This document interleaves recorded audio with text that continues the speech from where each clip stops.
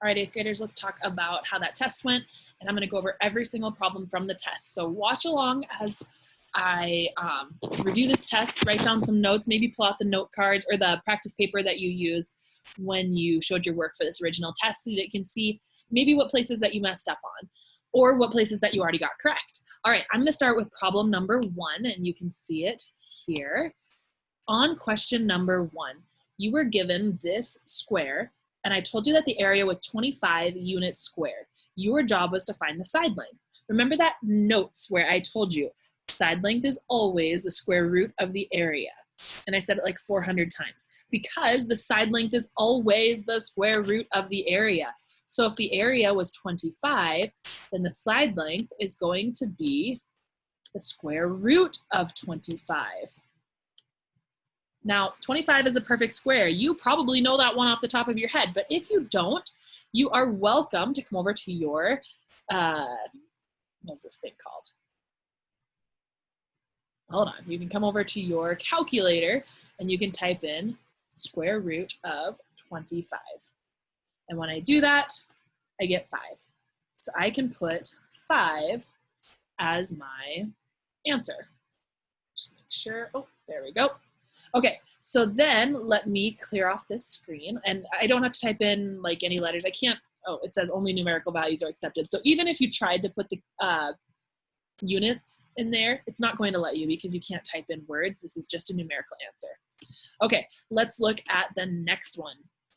Number 2, I gave you the side length this time and not the area. So if the side length is always the square root of the area, the way that we go backwards for that and undo the square rooting is by squaring that. So I know that if the area came first and this answer is the square root of 29, that means that my area had to originally be 29. Because when I take the square root, I get that side length of 29 square root units. Hope that made sense. I hope I explained that well enough. Okay. Number 3, decide if each of the below is rational or irrational. Let's start with this first one, 2.45 with the 4-5 repeating. We said in our definition of rational numbers that repeating decimals always are rational. So since this is a repeating decimal, it's rational. This next one, square root of 36. Now, my first thought is, a square root, totally irrational. But remember, 36 is a perfect square. So if I come over here to my calculator and I type in square root 36, notice I don't get an irrational number. That's a whole number. That is 6. It's even a natural number. So my answer is 6, but it's not asking me for the number. It's saying, is this rational or irrational? Well, the number 6 is definitely a terminating number. It's a rational number, so I'll choose rational. Rational, excuse me. All right, this next one, 2 plus 3 times pi. Now, pi typically is going to make things turn into irrational numbers because pi is an irrational number. But I'll verify it with my calculator just to show you what it would look like. So we had 2 plus, and then I think it was 3 times pi. So I'm going to type in 3 times, and then remember to get pi, I go to this function one, and then I can push pi. And I get 11.42477796. Notice there's no pattern going on here. And it looks like it stops, but that's because your calculator is not smart enough to keep giving you all the rest of the numbers. So this one does not stop and it does not repeat. So it is an irrational number. And we also could have seen that it was an irrational number because it started with a pi being multiplied, and it was going to have some form of pi for the answer as well. Okay, let's look at the next one. We've got 7 times the square root of 24. Now, 24 is not a perfect square, so it's not going to come out very nicely here. Let me show you what it looks like. 7 times, and then I'm going to go square root of 24. And there you have it. That's an ugly number. It's an irrational number because it's non-terminating and it's non-repeating. Doesn't stop, doesn't repeat. So I'm going to click irrational. This next one, I don't have to type anything in a calculator here. I don't see a pattern in that giant list of numbers, and that ... tells me it goes on forever. That is irrational because it's non-terminating, doesn't stop, non-repeating, no pattern. And this next one, negative 3.125, that is a terminating number. It stops. It stops at 125, so that is rational because it terminates. Okay, let's look at question number 4. Which is an irrational number? First one says 3/17 because it cannot be written in the form a over b. Now that sounds super technical, but the form a over b is talking about a fraction. It says it can't be written as a fraction. 8th graders, that's a fraction. So this is, oh, I was gonna write something here. This is definitely not the answer because it's already a fraction. That's just a lie. It can't be written as a fraction. No. Okay, -6 because it's less than 0. That does not tell me that something's irrational. Irrational numbers can be less than 0, but they can also be greater than 0. So having to do with 0 is nothing with irrational numbers. Okay, square root of 13 because it cannot be written as a terminating or repeating decimal. Let's check it out. Square root, oh, I always forget it types on this. Square root of 13. Okay, definitely looks like it doesn't terminate and doesn't repeat. Let's look at the last option. Got a repeating decimal, so that is rational, the last option. That means the only one that's irrational is that square root of 13. And again, because it doesn't stop and it doesn't repeat.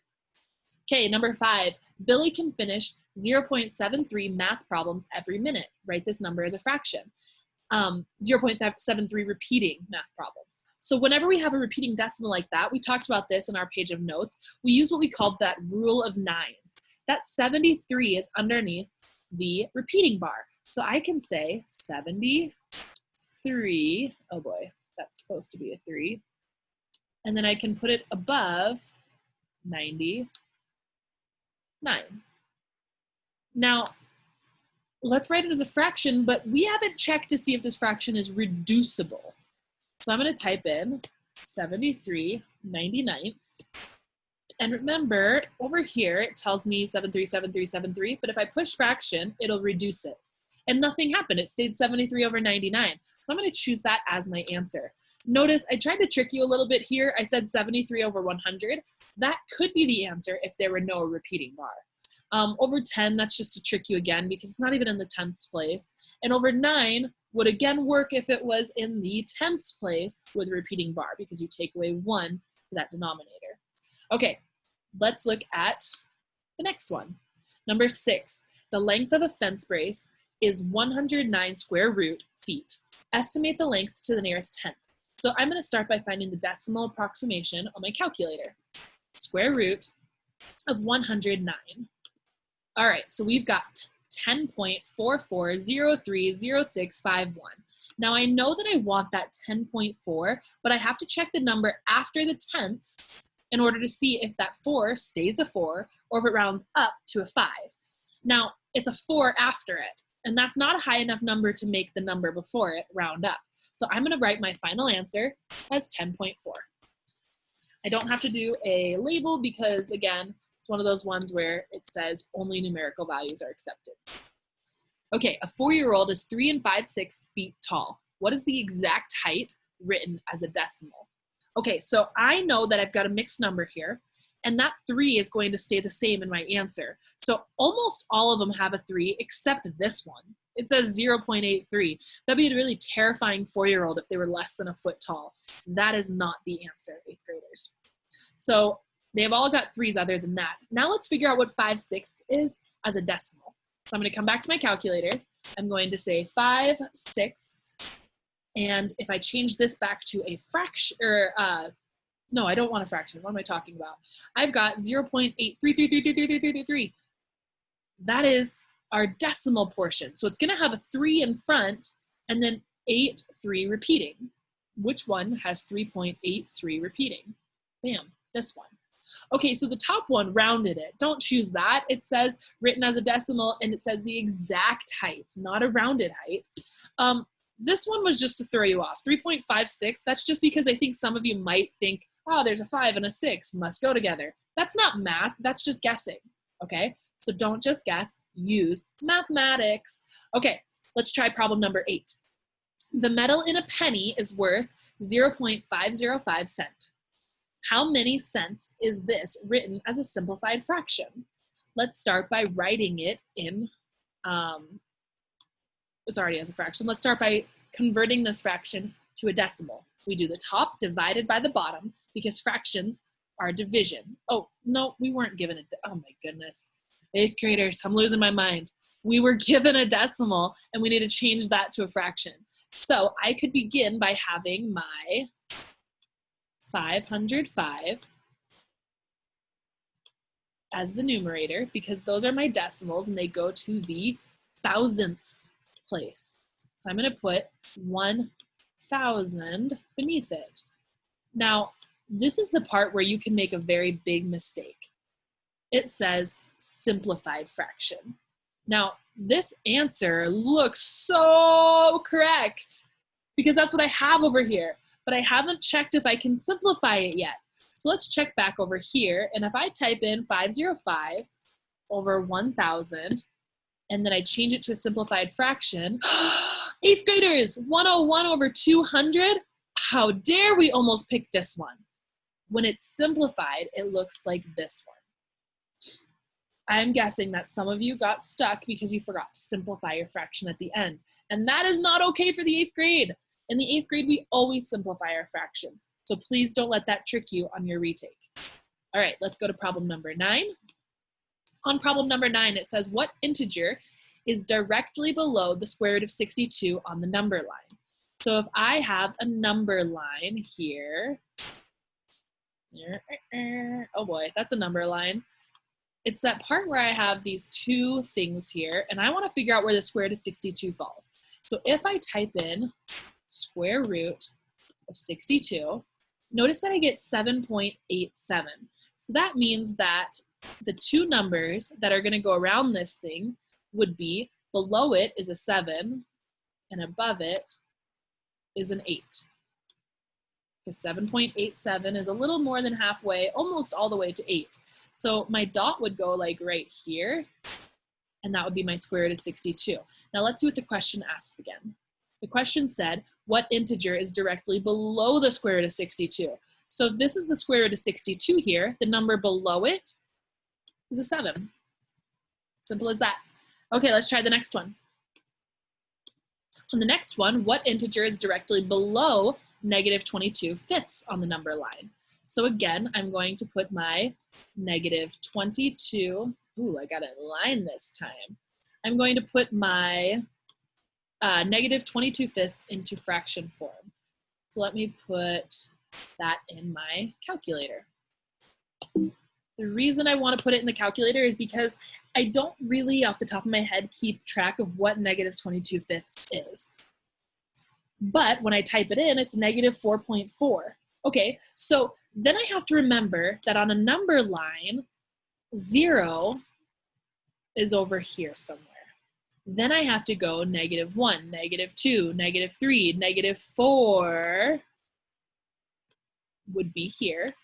And that would put negative 5 right here. Now the reason I wrote those two is because negative 4.4 is between those two. It's almost halfway. Great dot, Ms. Johnson. Thanks, student. Okay, so negative 4.4, let's look at the question was asking. What integer is directly below negative 22/5 on the number line? You might be tempted to say negative 4, but that's technically a higher number. It's further to the right. So the number below it would be negative 5.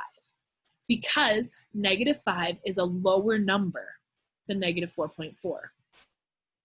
It's like being colder outside. Negative 5 degrees would be colder than negative 4.4. It's lower in temperature. Negatives are super backwards. But okay, let's look at the next one. What integer is directly above 3 root 17 on the number line? So I'm going to draw another number line here.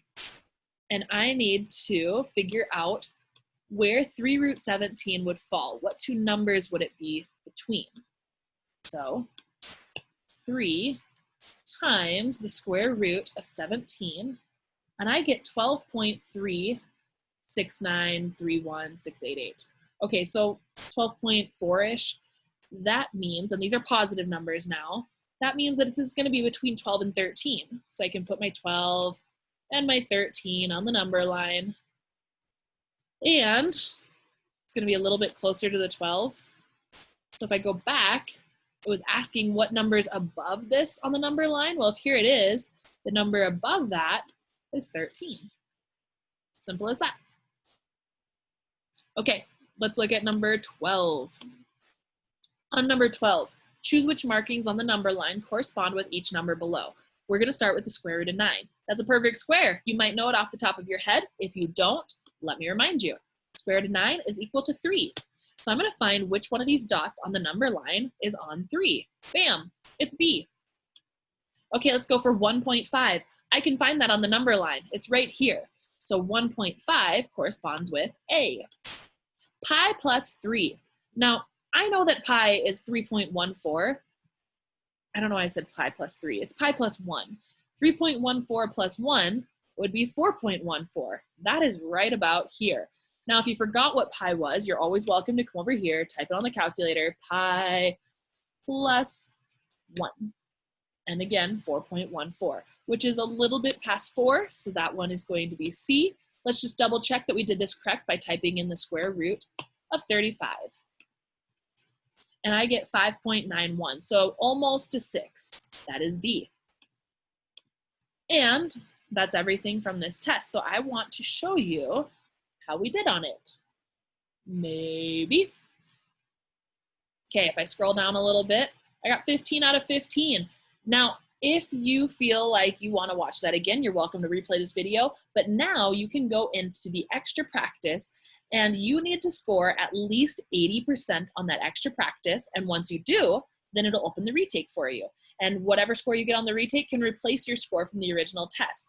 I will take your highest score from either test A or test C. Test B is just for practice, and you can take that like 100 times if you need to, but you have to get 80% on that extra practice before you're allowed to try the retake. Let me, Mr. Bodley, or Ms. McGowan know if you have any questions. Otherwise, good luck on preparing for your retake, 8th graders.